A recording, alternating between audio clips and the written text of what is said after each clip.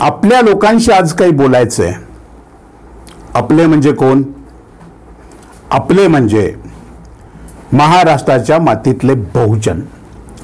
ते बहुजन जे शाहू फुले आंबेडकर आणि डॉक्टर बाबासाहेब आंबेडकरांच्या विचारावर पूर्णपणे विश्वास ठेवून आपल्या आयुष्याची वाटचाल करतात. मग त्याला पुरोगामी म्हणूया किंवा निधर्मी म्हणूया किंवा आणखीन काही म्हणूया, परंतु शिव शाहू फुले आणि आंबेडकर हा एक विचार महाराष्ट्रामध्ये घेऊन चालणारी जी लाखो मंडळी आहे, कोट्यावधीच्या संख्येत आहे, त्या लोकांशी आज काही बोलायचं आहे. म्हणून मी विनंती केली आहे, भारतीय जनता पार्टीचे समर्थक, नेते, कार्यकर्ते, समर्थक जे कोणी असतील ते, एकनाथ शिंदेचे समर्थक जे कोणी असतील ते, आणि अजितदादांचे समर्थक जे कोणी असतील ते, अशा मंडळींनी आजचा व्हिडिओ ओपन करायच्या भानगडीत पडूच नाही किंवा त्यांनी पुढे सुद्धा काही ऐकायला जाऊ नये. कारण आज मी जे काही बोलणार आहे ते त्यांच्यासाठी अजिबात नाही. काय बोलणार आहे मी आज ते आपण पुढच्या भागामध्ये ऐकायचं आहे. नमस्कार, मी राजू पाटील, आपण पाहत आहे द रिंगल लाईव्ह. महाराष्ट्रामध्ये पुरोगामी विचार पूर्णपणे पराभूत झालेला आहे. आपण ज्या शिव शाहू फुले आणि आंबेडकर यांच्या विचाराच्या टिमक्या मारत होतो, तो आपला अत्यंत महत्त्वाचा बहुजनांच्या उद्धाराचा, बहुजनांच्या प्रगतीचा, मानवतेचा, माणुसकीचा, सकलांच्या कल्याणाचा जो विचार होता, तो विचार महाराष्ट्राच्या राजकारणामध्ये पराभूत झालेला आहे. आणि राज्याच्या गादीवर राज्याचं सरकार म्हणून उजवी विचारसरणी जी की आपल्या पुरोगामी विचाराच्या नेमक्या विरोधामध्ये, किंवा आपण ज्या पद्धतीचं जीवनमान जगत आलो, ज्या पद्धतीचं जीवनमान जगण्याचा संदेश आपल्याला डॉक्टर बाबासाहेब आंबेडकरांनी दिला, ज्या पद्धतीचं संविधान तुमच्या माझ्या समोर ठेवलं आणि त्यावर आपण वाटचाल करत होतो, त्याच्या नेमक्या विरोधी विचाराचं सरकार महाराष्ट्रामध्ये स्थापन झालेलं आहे.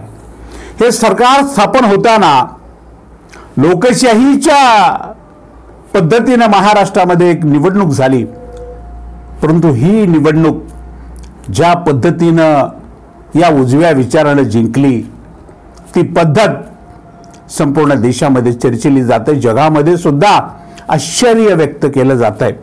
अशा पद्धतीची ती निवडणूक होती. असू द्या, आता त्याला दोष देण्याला काही अर्थ नाही. राज्याचं सरकार स्थापन झालं. डॉक्टर बाबासाहेब आंबेडकरांनी दिलेल्या संविधानानुसार जे सरकार राज्यामध्ये बहुमताच्या जीवावर शपथ घेतं, ते राज्याचं सरकार असतं. भले ते कुठल्याही पक्षाचं असो, कुठल्या विचाराचं असो, की आणखीन कुठं काय खोके बोके देऊन तयार केलेलं, तोडून मोडून केलेलं सरकार असो, ते सरकार शेवटी सरकार असतं. ते सरकार तुमचं माझं सर्वांचं असतं. आता सरकारमध्ये बसलेल्या लोकांनी या राज्यातल्या कुणाला आपलं म्हणायचं आणि कुणाला आपलं म्हणायचं नाही, हा त्यांचा विषय आहे, त्यांच्या मनोवृत्तीचा आहे, त्यांच्या मनाच्या मोठेपणाचा आहे. ते कदाचित असं समजतील किंवा मानतील सुद्धा की जे भारतीय जनता पार्टी, एकनाथ शिंदे आणि अजित पवारांच्या विचाराचे नाहीत, ते आपले नाहीत, असा भास त्यांचा होऊ शकतो. आणि ते तसं जर घडलं, तशी पद्धतीची वागणूक या राज्याच्या सरकारने तुम्हाला मला सर्वांना जर दिली, तर ते स्वाभाविक आहे. कारण उजवा विचार, जो विचार आपल्या पूर्वजांनी 70 वर्षापर्यंत, बघा, स्वातंत्र्याच्या 70 वर्षापर्यंत पुढे येऊ दिला नव्हता, सत्तेपर्यंत पोहोचू दिला होता, तो विचार तुमच्या माझ्या दुबळेपणामुळं, नवे मूर्खपणामुळं, तो विचार राज्याच्या सत्तेवर आहे, देशाच्या सत्तेवर आहे. आणि म्हणून अशा कठीण प्रसंगामध्ये तुम्हा सर्व बहुजनांना शिव शाहू फुले आंबेडकरांची शिकवण आणि चळवळ घेऊन पुढे चालणाऱ्या लोकांना आता सावध व्हावं लागणार आहे, विचार करावा लागणार आहे. आपण नेमकं कुठं चुकतोय, आपलं काय चुकतंय. राजकीय पक्षाचा विचार सोडा. राजकीय पक्ष जिंकतात का हारतात ही गोष्ट शाहू फुले आंबेडकरांच्या चळवळीमध्ये काम करणाऱ्या लोकांसाठी महत्त्वाची नाही. सत्तेवर काँग्रेस आली काय, राष्ट्रवादी आली काय, शिवसेना आली काय आणि भारतीय जनता पार्टी आली काय, शाहू फुले आंबेडकरांना डोळ्यासमोर का ठेवून काम करणारं सरकार राज्यामध्ये जर आलं तर ते आपलं सरकार असं आपण मानत आलेलो आहोत. ती मंडळी किती मानते, त्या पद्धतीनं किती वागते हा त्यांचा भाग आहे. परंतु या चळवळीचं काय होणार आहे, या विचारधारेचं नेमकं काय होणार आहे, ही विचारधारा जोपासण्यासाठी तुम्ही आणि आम्ही आता भविष्यामध्ये कशा पद्धतीचं मार्गक्रमण करणार आहोत हा अत्यंत महत्त्वाचा मुद्दा आहे. या राज्यामध्ये डाव्या चळवळीमध्ये काम करणाऱ्या, शाहू फुले आंबेडकरांच्या चळवळीमध्ये काम करणाऱ्या किंवा त्या विचारानं प्रेरित होऊन विविध क्षेत्रामध्ये आपली भूमिका बजावणाऱ्या सामाजिक कार्यकर्त्यांना, राजकीय कार्यकर्त्यांना, पत्रकारांना, विचारवंतांना, लेखकांना, कलावंतांना, या सगळ्यांना भविष्यामध्ये खूप मोठ्या संकटाचा सामना करावा लागणार आहे. मी आज आपल्याला सावध करतोय. ही लोकशाही आहे, परंतु ही लोकशाही केवळ नावापुरती उरलेली लोकशाही आहे.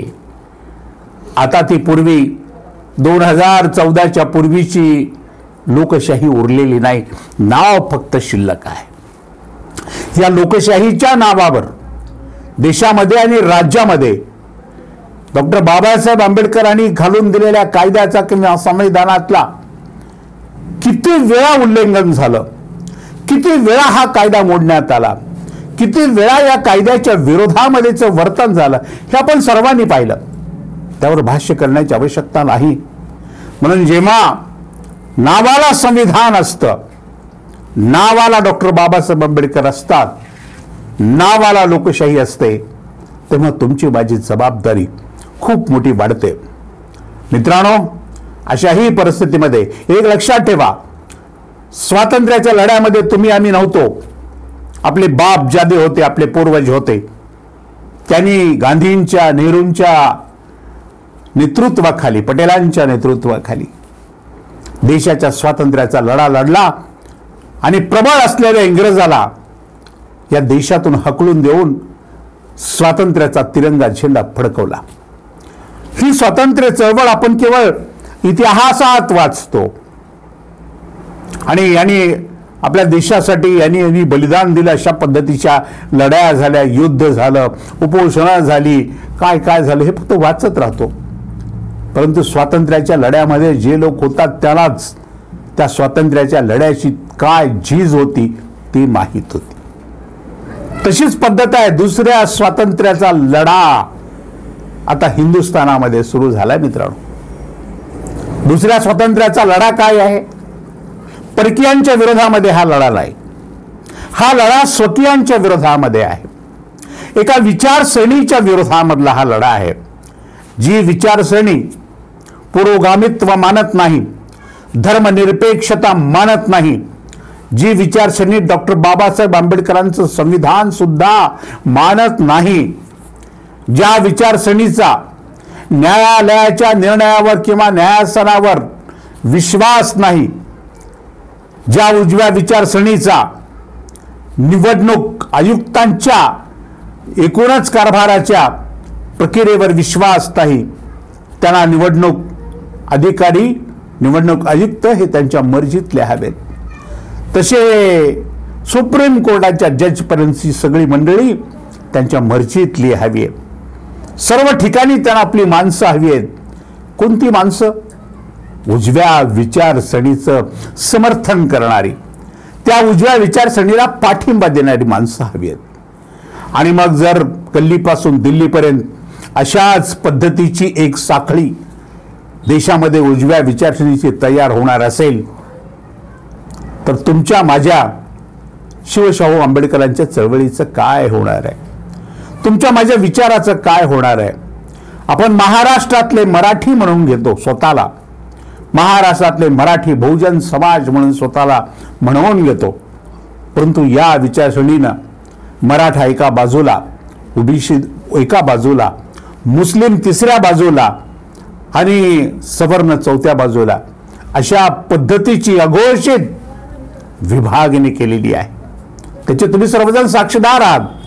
कशा पद्धतीनं समाजामध्ये समाज आता एकमेकापासून दुभंगला आहे.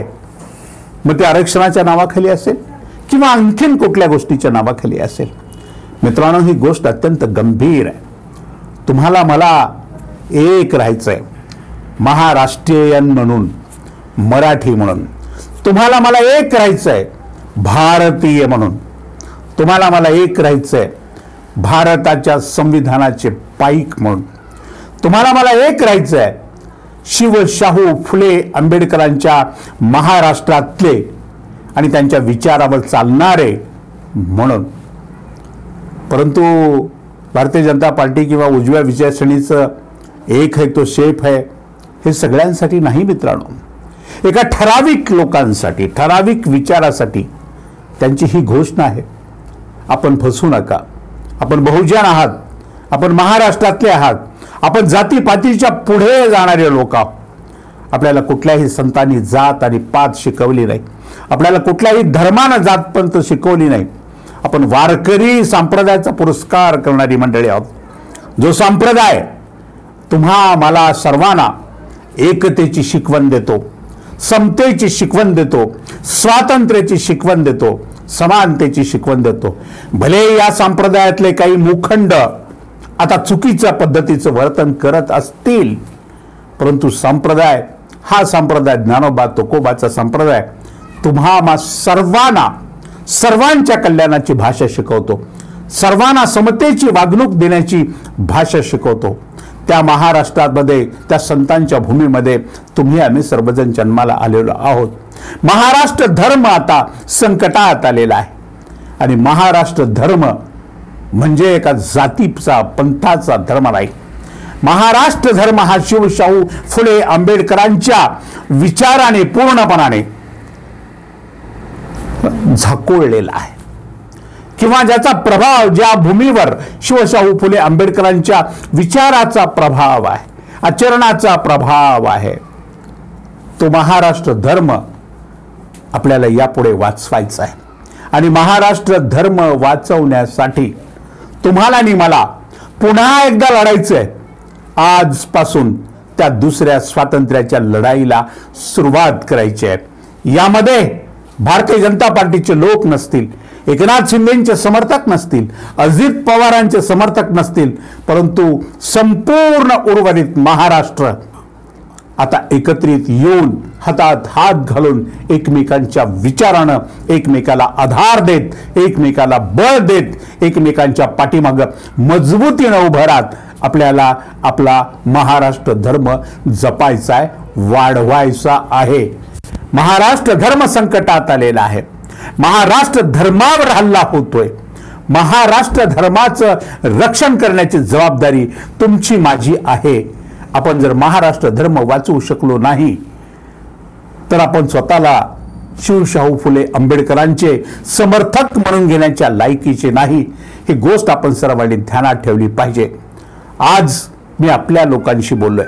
आपले लोक ते की जे उजव्या चळवळीमध्ये नाहीत, केवळ डाव्या विचारसरणीचे, पुरोगामी विचारसरणीचे, धर्मनिरपेक्ष विचारसरणीचे जे लोक आहेत त्यांच्यासाठी, किंवा बहुजनांचा विचार ज्यांना मान्य आहे, तुकोबाचा विचार ज्यांना मान्य आहे, अशा सगळ्या लोकांसाठी मी आज बोललोय. म्हणून मी विनंती केली आहे भारतीय जनता पार्टी, शिंदे आणि अजित पवारांच्या समर्थकांना की बाबांनो, तुम्ही आमच्या व्हिडिओवर येऊ नका. आजचा विषय तुमच्यासाठी नाही. आज मी आमच्या लोकांशी बोललो आहे. तुम्हाला काय वाटतं जरूर कमेंट करा आणि पाहत रहा रिंगण लाईव्ह, आवाज महाराष्ट्राचा.